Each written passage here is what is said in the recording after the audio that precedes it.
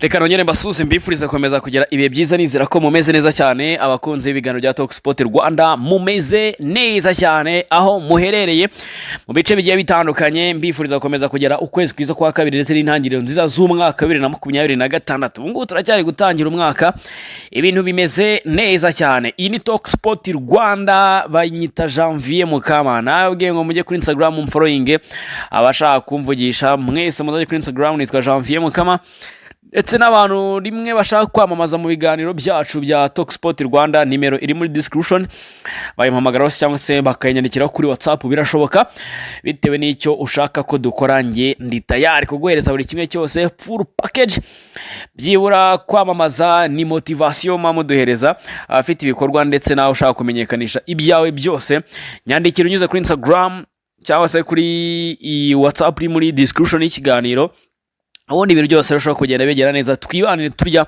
amafaranga tunyuze mu kwamamaza ibikorwa byanyu ndetse namwe mukamenyekana binyuze kwamamaza ibikorwa byanyu hano. Ikindi mbasaba ni kanda subscribe kugira ngo dukomeze tugere umuryango munini wa Talk Sport Rwanda tuwagure ibintu byose birashobora kugenda bigenda neza cyane gatano kuri gatano. So nkuko nakubwiye rero nitwa Janvier Mukamana turi kuri Talk Sport Rwanda tugiye kugaruka ku makuru atandukanye akomeje kugenda agarukaho hano mu Rwanda. Hari ikibazo cy'amatara Kigali Play Stadium gishobora gutuma umukino wa APR Football Club na Rayon Sport cyangwa se imikino yazo zombi yimurwa bitewe n'ikibazo cy'amatara muri Kigali Play Stadium tuzaza kuba tubigarukaho. Ikindi tugiye kugarukaho ni kesi y'umuzamu rwose byavuzwe ko yagombaga kuza muri equipe ya APR Football Club. Chairman equipe ya APR Football Club yashyize umucyo kuri ibyo bintu byose waza kuba ubyumvira muri iki kiganiro. Icyo ngusaba ni kimwe cyonyine nukana subscribe ugasharing ikiganiro gatanga ibitekerezo byanyu tukaganira ndetse n'ibindi bitandukanye bandi bose bakagenda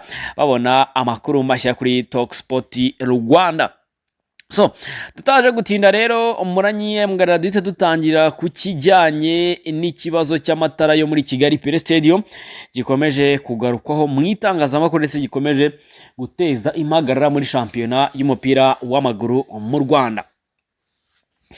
Umuyobozi wa Rwanda Premier League Karangwa Jire yateguje impinduka z'imikino imwe ya shampiyona iri mu mpera z'icyumweru kubera ikibazo cy'amatara kuri Kigali Play Stadium.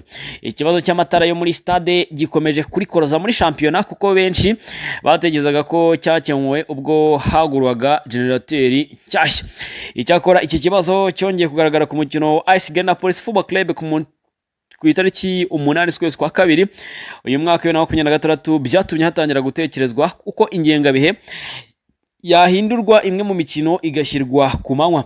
Uyu muyobozi wa Rwanda Premier League Jire Karangwa yatagize ati imikino muri cyumweru iri ku mugoroba turayihindura hanyuma nitumenya umwanzuro tuzafata ibindi byemezo. Ni ikintu twese kiduteye impungenge kuko ntayifuza kongera kubona dusubiza imikino saa sita kandi saa 9 tuba tubona ari ikibazo.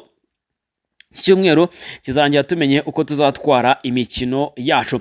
Umukino w'umunsi wa 20 wa shampiyona Polisi izakira ikipe ya Rayon Sport saa 9 kuwa gatanu kuri Kigali Play Stadium aho kuba saa 12 nkuko byari biteganyijwe. Ntararenga ahangaha Polisi bihombye kuwa gatanu ni iminsi y'imibyizi birumvikana n'umunsi wenda tuvuga ko ari wo munsi utangira weekend. Ahangaha Umureyo ejo bundi yaratsinze ameze neza. Hanga ekipi iri guprofita ikakira amafaranga y'abareyo kuzana match rero saa 9 kuwa gatanu abantu benshi baba bakiri mu mirimo. Inobora ni nayo mpamvu imikino yo mu mibyizi kugira ngo izakurikirwe n'abantu biba ari ikibazo. Ahangaha ekipe iba ihombye kandi raferwa ibihombye Rwanda Premier League ibihombye ntibanditse bari upfe kujya ku kibuga saa 9 kuwa gatanu. Abantu bose bari gukoresha uko byose ngo basoze imirimo yabo bari gukora yaba bari mu office cyangwa sande atandukanye bagera no kwitangira weekend ira benshi baprefera kwitangira muri pere birebera umupira birebera burudani bakavamo bajya kwi ewana bajya gusepera kamivuge muri ubwo buryo bw'abajene. Era hangaha iki kibazo cya Kigali Play Stadium nubwo kimaze imyaka yose bavuga ko mbere batangaje ikibazo cya generateur kishaje bagura inshya ubu ngubu ikibazo cya installation y'amatara nicyo gikomeje kuba ikibazo. Komeje kuba ikibazo. So ahangaha ku itariki 14 hateganyijwe umukino wa ekipe ya APR Football Club na Kiyovu Sport.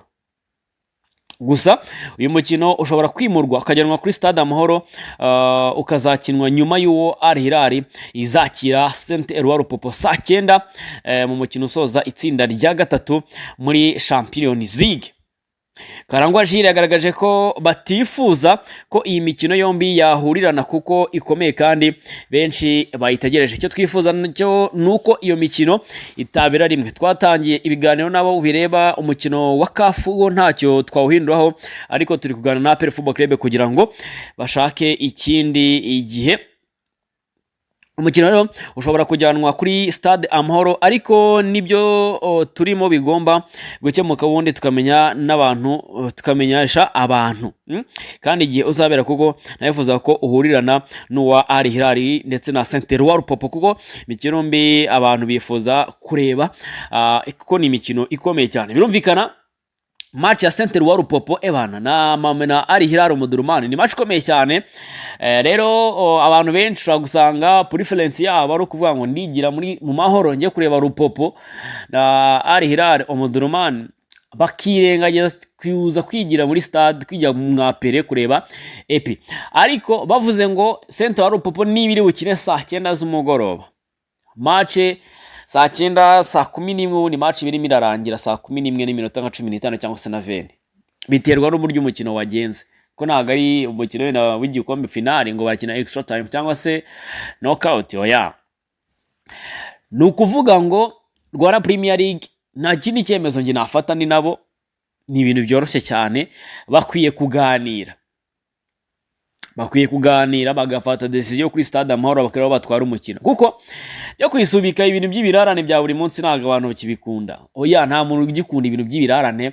Birashoboka ko Stade Amahoro ira available, mugani we nta kintu bakora ku mukino wa CAF isakira mu minute plutôt Al Hilal Omdurman na Saint Eloi Lupopo bakavamo epi, ahubwo bakaba banagana na ekipe ya Al Hilal Omdurman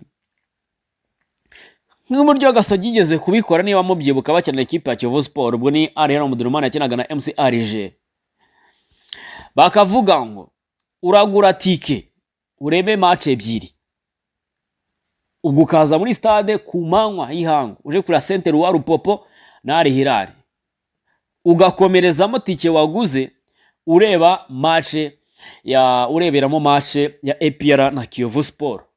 Ibyo nabyo birashoboka, n'ibiganiro bishobora kuba hagati y'amakipe yombi ndetse n'ubuyobozi bwa ligue.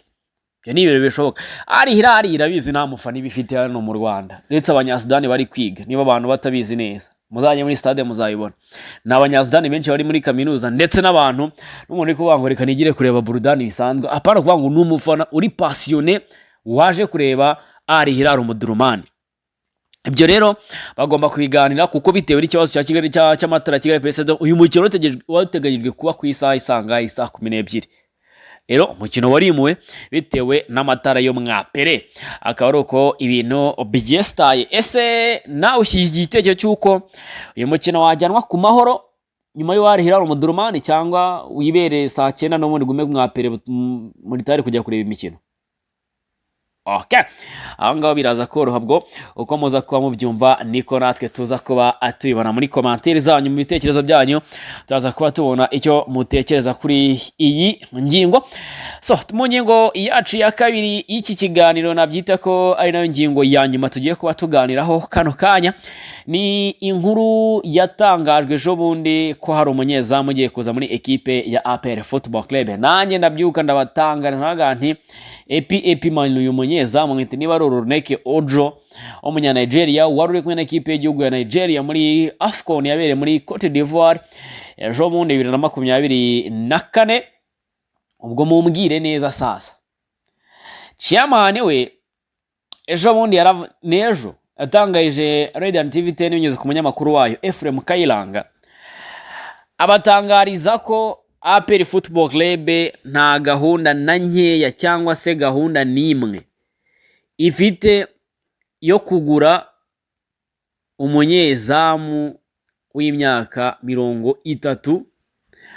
Byongeyeho umunyezamu wasezerewe mu ikipe yakiniraga, 18 muri Ethiopia. We niko chairman ati ni gute twahawe umuntu wasezereye muri Ethiopia mu ikipe ya 18. Chairman rero abishyiraho umucyo aravuga ati ntago tugiye kugura uwo munyezamu Oronereke niba Oronereke, kuko twebwe ntago dukeneye kugura umunyezamu w'imyaka 30, ahubwo turaza kugira gute, nta gahunda yo kugura umunyezamu ihari, sibyo? Chairman yabitangaje ku munsi w'ejo avuga ati ntitwagura umunyezamu yirukanwe mu ikipe ya 18 muri Ethiopia. Ahangaha bisobanuye ko chairman yashyizeho umucyo avuga ko APR Football Club itari mu biganiro cyangwa se itafite gahunda yo gusinyisha uyu munyezamu. Ni mu gihe uyu munyezamu we yari yivugiye ko agiye kuza mu Rwanda aje gukinira ikipe ya APR Football Club, ndetse ko n'ibiganiro bigeze ku musozo. Ibi bikaba byaraje nyuma yuko Jean Pierre Ishimwe nawe yoherejwe mu Ntare gukoramo training bitewe n'amakosa bivuga ko yakoze ku mukino wahuje ikipe ya APR Football Club na ikipe ya Bugesera. Amakipe yombi kaza kurangira anganyije ibitego 2-2.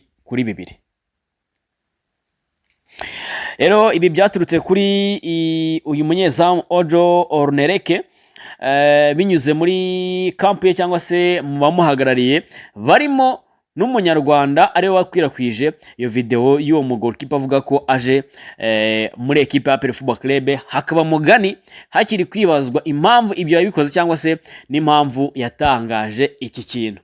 Ibi bikaba bishyira umucyo rero ku byabikomeje kugenda bivugwa ko ekipe ya AP iri gushaka umunyezamu, ubwo bikaba birangire binemejwe ngo ni 100% ko APR Football Club itari mu biganiro n'umunyezamu, cyangwa se AP ikaba yari mu biganiro n'umugolkipa, ahubwo bya bintu byo kuvuga ngo wenda itangazamakuru iki kwa kuri rita ritangira gukiritika, igahita ivuga ati mugani bagiye kudukiritika nitwe twaba twizize, igahita ibivamo muri ubwo buryo. So I think karuko bishobora kuba byaragenze, ko nanone ntekereza ko ntago umugolkipa ashobora gufata video gutyo ngatangaze kaje muri ekipe ya AP, ko nta wundi muntu wigeze abikora. Ete bibaza impamvu nanone byabayeho. Ibyo nabyo ni ibintu bishoboka kandi ni ibintu bibaho ko umunyezamu yabitangaza. So ubwo rero no gutegereza tukareba ikindi sinzi, biragaragara ariko ni ibintu bigaragara ko baba baragiye baprofita. Biragaragara ko no mu ekipe ya APR Football Club bakenemo uwo muzamu, nanone kibaza impamvu nk'iyo video yarasohotse myitwarire itari myiza ya APR. Nabyo rero ni ibintu bishoboka bikwiye kuba abyitwabwaho. So ubwo rero icyo nakubwira muri iki gitondo ku nkuru twatangaje tuvuga ko ari umunyezamu ushobora kuba ari kuza mu Rwanda aje gukora test medical nkuko yabitangazaga. Amakuru rero akaba none chairman APR Football Club mu mvugo yavuga ko batigeze batekereza gusinyisha uriya munyezamu Ojo Oronereke umunya Nigeria. So ndatekereza byinshi tubigarutseho muri iki kiganiro byo hano mu Rwanda, iby'ingenzi kuri AP abakozi ba APR Football Club mwarimo nkombe n'abakunzi ba Talk Sport Rwanda mwarimo nkomboye, ibintu biri kugenda bijya mu buryo gake.